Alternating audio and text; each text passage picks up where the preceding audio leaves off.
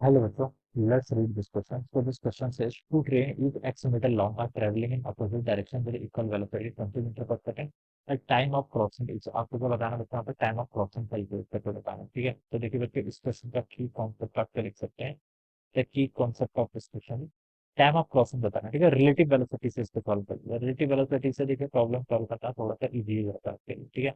Relative velocity देखिए क्या होती है, मान लीजिए रिलेटिव वेलोसिटी थी आपकी velocity of A with respect to B, अगर मुझे कैलकुलेट करना है तो मैं उसको लिख सकता हूँ velocity of A minus velocity of B, ठीक है। ये मान लीजिए आपके पास ए और बी दो ट्रेन है, ठीक है। इसका मतलब होता है देखिए एक की वेलोसिटी विद, इसको पढ़ते कैसे, velocity of A with respect to B, यानी कि बी पर जो ऑब्जर्वर है वो रेस्ट पर है, वो ए की जो वेलोसिटी उससे दिखाई देगी। जैसे मान लीजिए एक ट्रेन आपकी है, this is a, this is train है जिसकी वेलोसिटी कितनी वी है, ठीक है। यहाँ पर से आपकी दिस इज सेकंड ट्रेन, ठीक है, जिसकी वेलोसिटी कितनी है वी के इक्वल, ठीक है। और बच्चों देखिए इसको हम पास में बना लेते हैं वी को, ठीक है। क्रॉस करने में टाइम लगता है उसमें, और बिल्कुल देखिए हम कैसे बात हैं। ये दोनों ट्रेन यहाँ पर ऐसे ऐसे, ठीक है।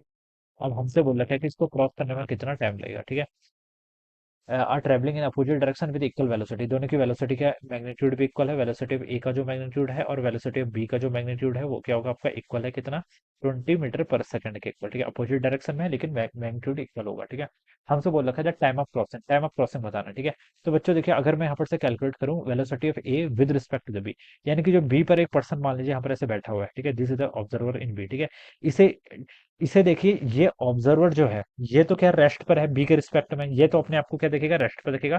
तो इसे जो ए वाली ट्रेन है वो कितनी स्पीड से आती हुई दिखाई देगी, अगर मैं ये कैलकुलेट करना चाहूँ तो देखिए मैं क्या लिख सकता हूँ, ए की वेलोसिटी कितनी है इस डायरेक्शन में, पॉजिटिव एक्स कंसिडर करूंगा 20, ठीक है, माइनस बी की वेलोसिटी, बी तो देखिए किस डायरेक्शन में जा रहा है, नेगेटिव एक्स के अलावा, और उसकी स्पीड कितनी 20, तो उसका -20 लिख लीजिए, तो ये हो जाएगा आपका कितना 40 मीटर पर सेकंड। तो देखिए जो ऑब्जर्वर ए पर बैठा हुआ है उसे दिखाई देगा कि जो सॉरी बी पर बैठा हुआ है उसे दिखाई देगा कि जो ए वाली ट्रेन है वो इसकी तरफ 40 मीटर पर सेकंड से आ रही है, ठीक है।